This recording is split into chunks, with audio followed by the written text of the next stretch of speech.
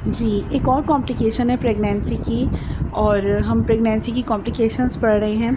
तो दूसरा ये जो कॉम्प्लिकेशन है उसका नाम है प्लेसेंटा एब्रप्शिया। ठीक है, ये टर्म कब यूज़ होगी? जब देखिए प्लेसेंटा है, प्लेसेंटा जो है वो क्या करता है, न्यूट्रिशन फ़राहम करता है बेबी को, ऑक्सीजन फ़राहम करता है, मदर से जितनी भी न्यूट्रिशन है वो बेबी को देता है, बेबी से जितने वेस्ट प्रोडक्ट्स हैं इसी प्लेसेंटा की दूसरी नाली से वो जो है मदर को मिलते हैं और पास आउट हो जाते हैं। मतलब प्लेसेंटा का ये काम है।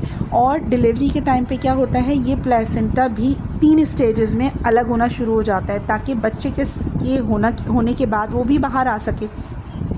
अब क्या है, इस बीमारी में क्या होगा कि प्लेसेंटा को जो कि डिलीवरी के टाइम पे उसको बाहर आना चाहिए था, वो डिलीवरी से पहले ही किसी भी वीक में अराउंड 24-25 वीक्स ऑफ प्रेगनेंसी, जो अर्ली प्रेगनेंसी कहलाती है। कितने वीक्स होते हैं? 40 वीक्स की प्रेगनेंसी होती है।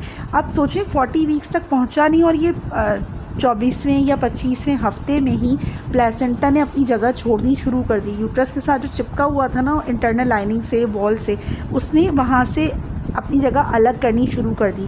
तो इसकी जो ग्रेड्स होती हैं ना, 3 स्टेजेस होती हैं, ग्रेड 1, ग्रेड 2, ग्रेड 3। तो इसने पहले ग्रेड 1 में अपने आप को हल्का हल्का यूट्रस से सेपरेट करना शुरू कर दिया। ग्रेड 2 में थोड़ा और ज़्यादा सेपरेट हो जाएगा और ग्रेड 3 का इंतज़ार क्या करें, ग्रेड 3 में तो फिर डिलीवरी का टाइम हो जाएगा या इमरजेंसी जो हो जाएगा या बच्चा ज़ाया हो जाएगा या मतलब अचानक से नॉर्मल डिलीवरी की कंडीशन आ जाएगी। तो ये जो ग्रेड्स होते हैं ना, इसको भी याद रखें, ये भी लिख लें, ग्रेड 1, ग्रेड 2, ग्रेड 3। तो प्लेसेंटा एब्रप्शिया इस कंडीशन का नाम है जब उसने अपने आप को यूट्रस से अलग करना शुरू कर दिया। अब अगर इसकी कॉजेज़ की बात करें कि भाई ऐसा क्यों होता है, ये प्री एक्लैम्शिया की कंडीशन में हो सकता है। ऐसी औरतें जिन्हें प्री एक्लैम्शिया शुरू हो गया हो तब उनमें ये देखने को मिलता है प्लेसेंटा एब्रप्शिया। दूसरी चीज़ कि वो औरतें जो स्मोकिंग करती हों, जो स्मोकर्स हों, नॉन मुस्लिम्स में ऐसा अक्सर होता है ना कि वो लोग स्मोकिंग करती हैं या आदत होती है स्मोकिंग की, तो स्मोकिंग की वजह से भी ये कॉम्प्लिकेशन हो सकती है। अब जो है देखते हैं कि हम इसके जो सिम्टम्स हैं वो क्या है। वजाइनल ब्लीडिंग होगी विद एब्डोमिनल पेन। देखिए प्लेसेंटा प्रीविया में हमने देखा था कि वजाइनल ब्लीडिंग तो है लेकिन एब्डोमिनल पेन नहीं है। लेकिन इसके अंदर क्या है, जब प्लेसेंटा अलग हो रहा है तो जो फीमेल है उसको क्या फीलिंग आएगी, एब्डोमिनल पेन होगा उसको, जैसे डिलीवरी के टाइम पे फीलिंग आती है ऐसी आ सकती है, और क्रैम्पिंग हो सकती है और वजाइनल ब्लीडिंग जो है वो देखने को मिलेगी। उसका जो बीपी है वो लो होगा। प्लेसेंटा प्रीविया में भी लो था बीपी, प्लेसेंटा एब्रप्शिया में भी लो होगा। जाहिर सी बात है, एक चीज़ बॉडी से अलग हो रही है, ब्लीडिंग हो रही है तो वीकनेस होगी, उसको बीपी लो होगा। अब क्या है, इसकी डायग्नोसिस क्या है, सिंपल सा अल्ट्रासाउंड करवा लीजिए। अगर आपके क्लिनिक में ऐसी पेशेंट आती है जिसके अंदर ये सिम्टम्स देखने को मिलते हैं तो आप उसका अल्ट्रासाउंड करवा लें। अल्ट्रासाउंड से कंफर्म हो जाएगा, कंफर्म होने के बाद ट्रीटमेंट है। ट्रीटमेंट क्या है इसकी, बेड रेस्ट है। बेड रेस्ट करके देख लीजिए। और कुछ ऐसा टाइम है कि डिलीवरी के टाइम बहुत ही करीब है, कोई ग्रेड 2 का आ गया है प्लेसेंटा और अब ग्रेड 3 आने में टाइम नहीं है, तो ऐसी फीमेल्स को जो डॉक्टर होती हैं वो डोज दे रही होती हैं, बूस्टर डोज के नाम पे दे रही होती हैं, जो बच्चे के लंग्स को इस काबिल बना सके कि वो लंग्स की जल्दी डेवलपमेंट हो, थोड़ा जल्दी डेवलप हो जाए उसका लंग्स। क्यों? क्योंकि अगर डिलीवरी हो गई और बच्चे के लंग्स नहीं बने तो बच्चे के सर्वाइव करने के चांसेस कम होंगे ना। आप समझ रही हैं, इस प्रॉपर तरीके को समझ रही है कि अगर माँ की प्लेसेंटा अलग हो रहा है, मतलब डिलीवरी की तैयारी हो रही है बॉडी के अंदर और बच्चा तो अभी तैयार ही नहीं है ना दुनिया में आने के लिए, वो 25 से 26वें हफ्ते में है या 30 वीक में है या 34 वीक में है, तो इस टाइम पे तो उसको बाहर नहीं आना चाहिए। तो क्या है, उसको आर्टिफिशियल डोजेस दिए जाएंगे लंग्स को स्पीड अप करने, लंग्स की डेवलपमेंट को बूस्ट करने के लिए, जिसे डॉक्टर की ज़बान में कहते हैं बूस्टर डोज। बूस्टर डोज लगा दें इनको।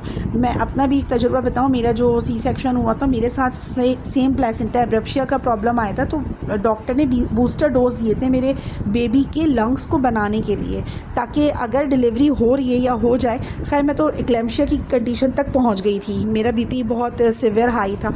मैं यहाँ पर आप लोगों के साथ सिर्फ ये शेयर करना चाह रही हूँ कि ये किसी के साथ भी हो सकता है, और ये जो वर्ड्स हैं ये भी आपको याद रखने चाहिए। तो बूस्टर डोज देते हैं ताकि बच्चे के लंग्स को थोड़ा प्रिपेयर कर सकें कि तुम्हें बाहर आना है और बाहर आके खुद सर्वाइव करना है, तो उसके सर्वाइव करने के चांसेस बढ़ जाते हैं कि तुम्हें खुद सांस लेनी है। ठीक है, अब क्या है, इसकी कॉम्प्लिकेशन क्या है अगर इसको ट्रीट ना किया गया। तो कॉम्प्लिकेशन जो मदर है ना, उसकी किडनी फेलियर हो सकता है अगर प्लेसेंटा एब्रप्शिया इतना सिवियर हुआ और बहुत तेज़ी से उसने तीनों मराहिल तय कर लिए, ग्रेड 1, ग्रेड 2, ग्रेड 3, 3-4 दिन में ही उसने तय कर लिए, तो मदर का किडनी फेलियर हो सकता है।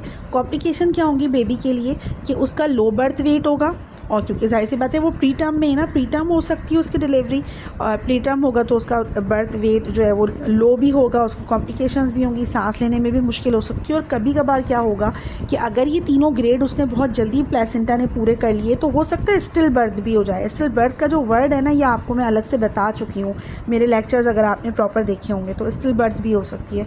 अब इसकी ट्रीटमेंट क्या है, सिंपली पहले तो कहा जाता है भाई बेड रेस्ट कर लीजिए, वेट करते हैं, बूस्टर डोज लगा लें, अदरवाइज़ फिर डिलीवरी ही कर देते हैं इनकी। अगर कुछ सेफ़ लगता है डॉक्टर का तो कहती है ठीक है आप डिलीवरी कर दो, इसका तो प्लेसेंटा बहुत तेज़ी के साथ अलग हो रहा है, एब्रप्शिया बहुत तेज़ है। तो इसके जो है ना ये सारी बातें थी। प्रिकॉशंस क्या हैं कि अगर डिलीवरी के टाइम पे प्रिकॉशंस के तौर पे कि उसको कॉर्टिकोस्टेरॉइड की जो बूस्टर डोज है ना वो लगाए जाते हैं, मैं जिक्र कर चुकी हूँ। ठीक है, ये सारी बातें थी प्लेसेंटा एब्रप्शिया के हवाले से। कुछ नोट्स लिखिए, एक एक वर्ड को लिखिए, मेडिकल टर्म को समझिए, लिखिए। मैं हर वर्ड को बहुत प्रॉपर तरीके से आपको समझा